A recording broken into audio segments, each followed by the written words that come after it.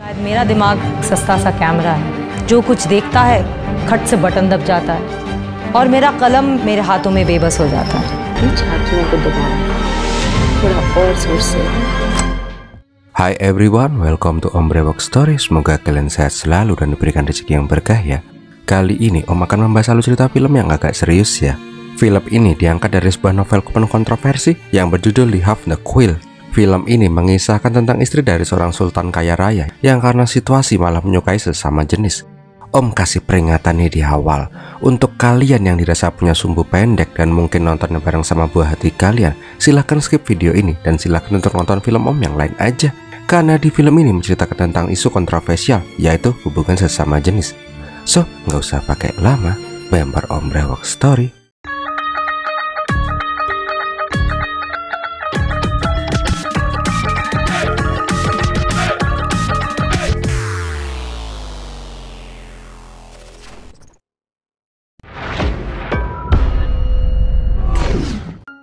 Awal kisah di tahun 1944, kita diceritakan kehidupan seorang penulis novel wanita yang bernama Ismat Chungthai.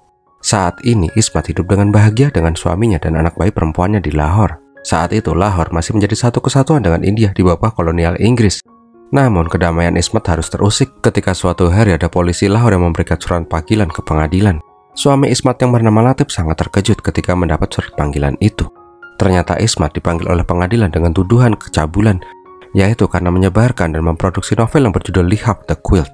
Memang di masa itu, segala sesuatu yang sedikit saja menyinggung norma keasusilaan akan berurusan dengan hukum. Secara kebetulan, teman Latif juga datang ke sana. Ismat meminta Ibrahim yang seorang pengacara untuk membaca surat yang menurut hukum Ismat itu melakukan kecabulan. Namun bukannya membelanya, Ibrahim malah meminta Ismat untuk memenuhi panggilan pengadilan itu, karena bila Ismat tidak datang, maka polisi akan menangkap Ismat dengan paksa. Di sini Latif juga menyalahkan istrinya, kenapa dia harus membuat novel kontroversi seperti itu. Namun di sini Ismat tidak ambil pusing, karena menurutnya novel yang dia buat tidak melanggar norma kesusilaan. Singkat cerita, Ismat bersedia memenuhi panggilan pengadilan itu.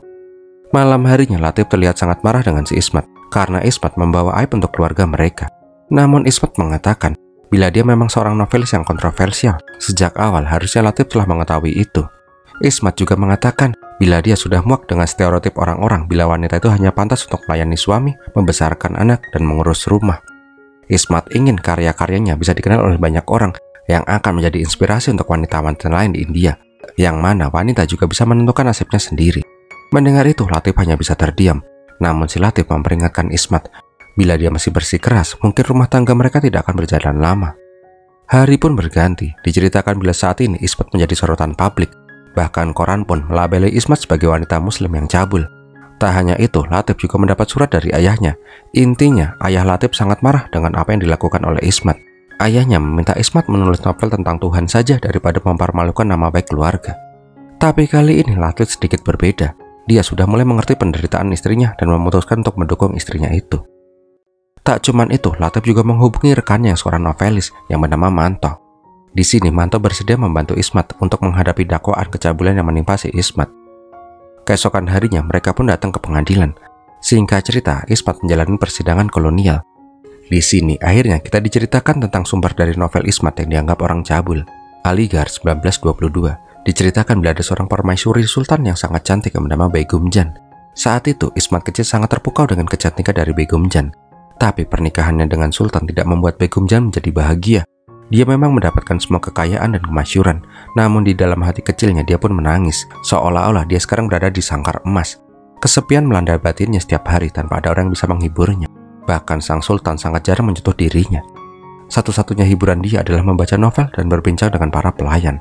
Sedangkan Sultan Sahib sehari-harinya hanya menghabiskan waktu dengan teman-temannya. Pelayan juga mengatakan, mulai hari ini ada beberapa anak lelaki yang akan tinggal di istana. Nawab Sahib memutuskan untuk merawat beberapa anak untuk dididik. Ternyata Nawab Sahib itu memang sangat suka dengan anak-anak, khususnya anak-anak lelaki. Di sini juga diperlihatkan bila pandangan Nawab Sahib tidak lepas dari salah satu anak lelaki di sana. Pernah suatu hari, Begum yang merasa sangat amat bosan memutuskan untuk berjalan-jalan di luar. Akan tetapi ketika bertemu dengan suaminya, Nawab Sahib melarang Begum untuk berkeliaran di sekitar istana. Nawab Sahib meminta Begum untuk berdiam diri di dalam istana saja dan menikmati semua kemewahan yang disediakan. Intinya sih, Begum hanyalah dianggap sebagai permaisuri yang bersangkar emas. Suatu hari, para pelayan membawakan Begum pakaian sutra yang sangat mahal dan mewah. Namun di sini, Begum sudah tidak peduli dengan semua kemewahan yang dia dapat. Apalah arti dari semua kemewahan ini bila dirinya seperti di penjara? Untuk mengisi kekosongan hatinya, Begum selalu membaca novel romantis. Sebuah novel tentang wanita yang bahagia ketika dilamar oleh seorang pangeran. Cerita fiktif yang sangat bertolak belakang dengan apa yang dialami saat ini. Karena merasa sangat kesepian, suatu hari Begum jatuh sakit. Namun tabib yang memeriksa Begum tidak menemukan gejala serius apapun. Semua kondisi Begum terlihat normal. Tabib menyarankan agar Begum untuk tidak stres dan mungkin berjalan-jalan di luar akan membuat Begum menjadi sedikit lebih rileks. Namun di sini Nawab Sahib tetap tidak memperbolehkan Begum untuk keluar rumah. Dia malah menyarankan untuk mencari tukang pijat agar kondisi Begum segera membaik. Keesokan harinya, tukang pijat yang ditunjuk pun tiba. Tak hanya sebagai tukang pijat, Rabu juga ditugaskan untuk merawat si Begum sampai kondisinya kembali normal. Singkat cerita, Rabu pun melakukan tugasnya. Tapi pada saat Begum dipijat, dia pun langsung menangis. Begum mengatakan sudah sangat lama sekali ada orang yang menyentuh dirinya. Bahkan dia sudah lupa kapan terakhir kalinya Nawab Sahib menyentuh dirinya. Mengetahui itu, Rabu hanya bisa terdiam dan iba ketika Begum menangis di depannya. Tak terasa hari-hari Begum pun selalu ditemani oleh Rabu. Di saat pemijatan itulah, Begum selalu menyempatkan berbincang dan curhat kepada Rabu. Tapi anehnya, Rabu tidak hanya melakukan tugasnya sebagai terapis. Dia juga mulai membelai dan mencium tangan si Begum. Namun Begum yang merasakan kasih dari Rabu hanya pasrah dan menikmati semua sentuhan dari Rabu. Karena kedatangan Rabu, Begum mulai terlihat tersenyum dan tidak murung lagi. Intinya, Begum telah menemukan sosok teman, sahabat, dan kekasih dari sosok si Rabu ini. Sampai suatu hari ada pelayan istana yang akan melakukan perjalanan jauh, yang mana pelayan itu adalah ibu dari si Ismat. Berhubung Ismat kecil dari dulu sering bermain di istana dan sangat dekat dengan si Begum, maka diputuskan Ismat kecil akan tinggal sementara di istana menemani si Begum. Singkat cerita, Ismat pun diantar ke istana untuk menemui Begum. Kedatangan Ismat ternyata membuat Begum semakin tambah bersemangat, karena Ismat kecil merupakan gadis yang cantik dan sangat energik. Bahkan beberapa hari di istana, Ismat sudah menganggap istana itu tempat bermain. Suatu hari, Begum menanyakan kepada suaminya kenapa Nawab Sahib ini menikahi dirinya. Walaupun sudah lama menikah, hampir tidak pernah Nawab Sahib memberikan nafkah batin kepada Begum. Seolah-olah Begum hanyalah sebuah tropi emas yang dengan sesuka hati bisa ditaruh di talase kaca. Dengan sarkas, Begum mengatakan bila dia hanyalah pajangan, dia akan melakukan apapun yang dia inginkan tanpa mempedulikan Nawab Sahib. Malam harinya diperlihatkan bila saat ini Begum selalu bermain dengan Rabu dan Ismat. Ismat kecil yang masih polos jelas saja senang ketika diajak bermain dengan Begum dan Rabu. Tapi pada saat semua sudah tertidur, Ismat kecil terbangun dan melihat sesuatu yang membuat dirinya takut. Di kegelapan malam, dia melihat selimut Begum yang menyembul seperti gajah besar di kasur yang bergerak-gerak secara simultan. Ismat yang masih sangat polos malah bilang ke Begum. Bahkan ketika dia ingin memejamkan mata, dia masih saja ketakutan ketika melihat selimut itu bergerak-gerak sendiri. Namun belum selesai menceritakan kisahnya, Hakim Ketua menunda sidang itu untuk beberapa hari. Beberapa hari kemudian Bombay, India. Diceritakan bila Ismat mendapat banyak sekali surat kecaman dari masyarakat yang mengatakan bila Ismat itu adalah sebagai wanita yang sangat cabul. Berbagai macam hinaan dia dapatkan dari surat itu. Namun di sini Ismat berusaha untuk tenang. Dia juga menyembunyikan semua surat itu agar Latif tidak mengetahuinya. Namun hati kecilnya merasa sangat sedih dan marah dengan semua yang dialami. Keesokan harinya, Ismat kembali datang ke rumahnya si Manto. Di sini, Manto memberikan semangat agar si Ismat selalu tegar menjalani cobaan ini. Karena support dari orang-orang terdekatnya, Ismat pun kembali menjadi tegar. Keesokan harinya, Ismat pun kembali pergi ke Lahore. Tapi kali ini dia membawa saksi, 2 orang editor buku novelnya. Ismat ingin mengetahui dari sudut pandang seorang editor, apakah novel buatannya itu mengandung unsur kecabulan atau tidak. Sang editor mengatakan selama dia mengkoreksi novel Ismat, dia tidak menemukan kata-kata yang cabul ataupun melanggar norma. Tapi mungkin konteks dari tema novel Ismat itulah yang tidak bisa diterima oleh khayalak ramai. Tak lama kemudian, Ismat dan para editor sampai di sebuah rumah milik seorang penulis terkenal yang bernama Farendra Saxena. Ternyata Farendra ini merupakan salah satu tokoh sastra yang melaporkan Ismat dengan dakwaan kecabulan. Ismat juga menanyakan bagaimana bisa Farendra yang juga sering menovel yang sejenis menuduh Ismat melakukan kecabulan di novelnya. Di sini Farendra mengatakan bila dia bisa menulis semua yang dia inginkan karena dia adalah seorang pria.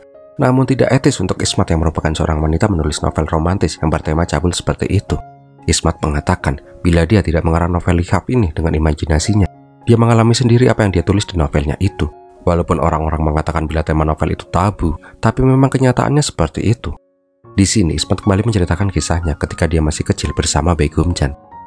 Di malam itu jugalah Ismat kecil mulai merasa curiga ketika ia melihat tatapan Rabu yang memandang dengan takjub ketika dia melihat tubuh indah Begum yang akan mandi. Di malam itu juga, Ismat kembali melihat selimut yang bergoyang di atas ranjang Begum. Namun kali ini, dia tidak berani berkata sepatah kata pun. Diceritakan juga, bila semakin hari hubungan Begum dan Rabu semakin intim, mereka terlihat sudah bukan selayaknya sahabat lagi, melainkan sudah selayaknya pasangan kekasih. Tapi suatu hari, Nawab Sahib mendatangi Begum. Dia meminta Begum segera berias dan memakai pakaian terbaiknya, karena sebentar lagi mereka akan kedatangan tamu spesial. Awalnya Begum enggan karena ada ataupun tidak ada dia, Nawab Sahib tetap tidak menganggap dirinya ada. Namun sekali lagi, Nawab Sahib meminta Begum untuk segera bersiap, karena yang akan datang adalah paman dan bibinya. Singkat cerita, Begum pun datang ke pertemuan keluarga itu dengan semua perhiasan dan baju terbaiknya. Di sini, Nawab Sahib mengatakan bila istrinya itu sangat pandai bersyair. Karena mendengar itu, bibi dan paman meminta Begum membacakan sebuah syair. Namun di sini Begum dengan sangat sarkastis membacakan sebuah syair tentang seorang istri yang tidak pernah dianggap oleh suaminya. Setelah itu, Begum langsung pergi meninggalkan semua orang. Di sini jelas saja Nawab Sahib sangat marah. Tetapi Begum tidak peduli dan mengacukan suaminya itu di depan keluarganya. Seketika seisi ruangan itu menjadi senyap. Tak lama kemudian Rabu mendatangi Begum. Rabu mengatakan bila apa yang dilakukan oleh Begum itu sudah sangat kelewatan, mempermalukan suami yang seorang sultan di depan tamu-tamu pentingnya. Rabu pun meminta Begum untuk meminta maaf kepada suaminya itu. Karena dibujuk oleh Rabu, akhirnya Begum meminta maaf kepada Nawab Sahib.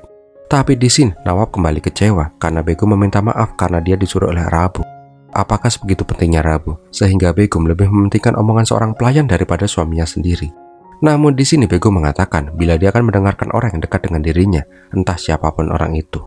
Di sini Nawab Sahib pun hanya tersenyum. Dia pun berkata bila kekesalan Begum bukan tanpa alasan. Nawab tahu ada sesuatu yang terjadi di balik pintu yang tertutup itu. Keesokan harinya tiba-tiba Rabu sudah mengenakan baju hitam karena dia akan pulang ke kampungnya. Rabu berkata dia akan mengunjungi anaknya. Intinya Rabu akan izin selama 2 hari. Di sini Begum memohon agar Rabu tidak pergi.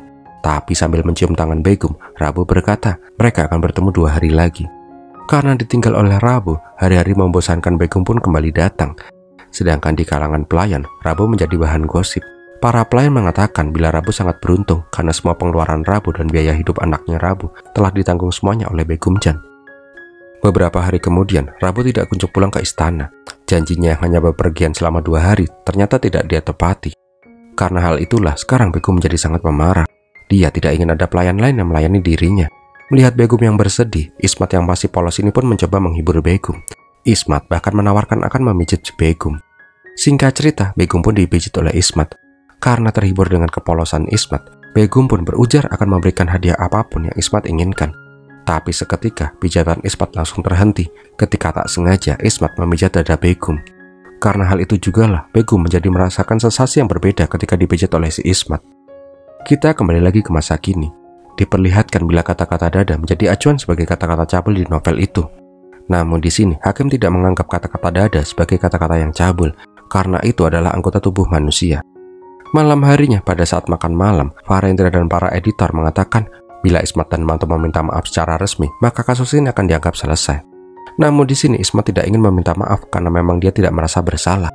Di sini Farendra mengatakan bila Ismat kalah dalam persidangan, maka Ismat akan mendapatkan denda yang sangat besar atau hukuman penjara. Tapi di sini Ismat sama sekali tidak takut. Keesokan harinya Ismat kembali datang ke persidangan. Namun ketika duduk menunggu hakim, ada seorang pria mengatakan kata-kata yang menyakitkan untuk Ismat. Dia mengatakan bila Ismat itu adalah wanita murahan dan cabul.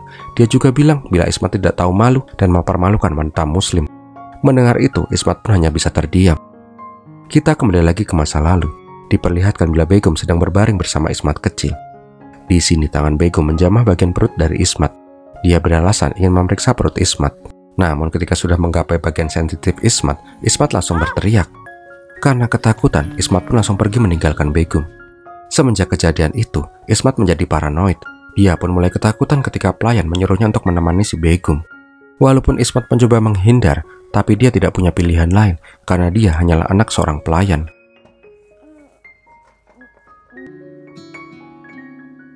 Karena terus-terusan disuruh menemani si Begum, malam harinya Ismat mengendap-endap ke kasurnya agar tidak membangunkan si Begum. Suatu hari, Ismat yang ingin memutuskan pergi dari istana malah bertemu dengan si Begum. Intinya, Begum meminta Ismat untuk masuk ke dalam, karena di musim dingin seperti ini, Ismat bisa mati bila lama-lama berada di luar dengan baju setipis itu. 1 minggu kemudian, Rabu kembali datang ke istana. Di sini, Ismat merasa sangat bahagia, karena bila ada Rabu, maka dia bisa lepas dari Begum. Tapi sialnya, Begum merasa sangat marah kepada Rabu yang mengingkari janjinya.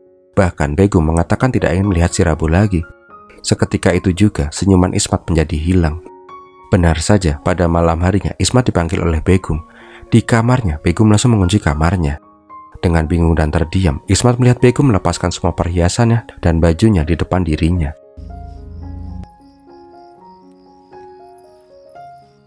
Di sini Ismat memohon untuk dibiarkan untuk pergi dan dia ingin pulang ke rumah saja. Tapi tak lama kemudian Rabu mengetuk kamar itu. Ketika Rabu datang, Begum ingin memberikan perhiasannya ke Ismat, tapi Ismat yang sudah ketakutan langsung lari meninggalkan ruangan itu. Melihat Ismat yang jijik terhadap dirinya, Begum kembali menangis karena semua orang meninggalkan dirinya. Di saat itulah Rabu menenangkan si Begum dan berujar akan selalu menemani Begum sampai kapanpun. Beberapa hari kemudian, pada saat malam hari, kembali lagi Ismat terbangun karena mendengar suara desahan dari dalam selimut. Kali ini Ismat yang sangat penasaran akhirnya memberanikan diri untuk menghampiri kasur Begum dan membuka selimut itu. Itulah pertama kalinya dia melihat pemandangan yang sangat menakutkan untuk anak polos seperti dirinya. Dan kejadian malam itu pun tidak akan pernah dia lupakan selama hidupnya. Dari pengalaman masa kecilnya itu, Ismat membuat sebuah novel yang berjudul Lihab the Quid yang berarti selimut. Singkat cerita, kita kembali ke masa kini. Diperlihatkan bila persidangan itu masih berjalan dengan alot. Namun tak lama, ada seorang pria menghampiri si Ismat. Dia mengatakan bila Ismat meminta maaf dan menarik semua buku novelnya dari peredaran, dia akan mengganti semua biaya kerugian Ismat dan persidangan ini pun akan selesai. Namun di sini Ismat mengatakan bila dia tidak bersedia meminta maaf karena persidangan ini akan dia menangkan. Singkat cerita, persidangan pun selesai. Hakim ketua pun akhirnya memutuskan bila novel karya Ismat sama sekali tidak mengandung unsur kecabulan. Di sini Ismat merasa amat lega. Akhirnya dia bisa mengaplikasikan kebebasan berpikir dan berekspresi untuk kaum wanita seperti dirinya. Akan tetapi, kemenangan di pengadilan itu tidak bisa meredam kemarahan orang-orang di luar sana. Ismat pun masih saja menerima ancaman dan hinaan dan dicap sebagai aib untuk wanita muslim di India. Dan filmnya pun berakhir. Di akhir film diceritakan, tetap menulis novel yang mengangkat tema wanita. Dia juga dinobatkan sebagai salah satu orang berpengaruh di sejarah sastra Urdu di abad 20. Pada tahun 76, dia juga mendapat penghargaan Padma Shri dari pemerintah India. Ismat meninggal pada tanggal 24 Oktober 1991, tetapi karyanya akan terus dikenang sampai saat ini. Tamat. Wow, gimana film ini, Sob? Serius banget gak sih Om doainnya? Buat yang sumbu pendek, halo apa kabar kalian? Silahkan kalau mau hujat, kolom komentar dibuka luas loh. Tapi inget pakai bahasa yang sopan ya. Ingat ada UU ITE lo ya. So gitu dulu aja ya, Om Brewoks pamit. Sampai jumpa di konten Om yang lain. Terima kasih sudah menonton sampai di detik ini. Dan Bismillahirrahmanirrahim.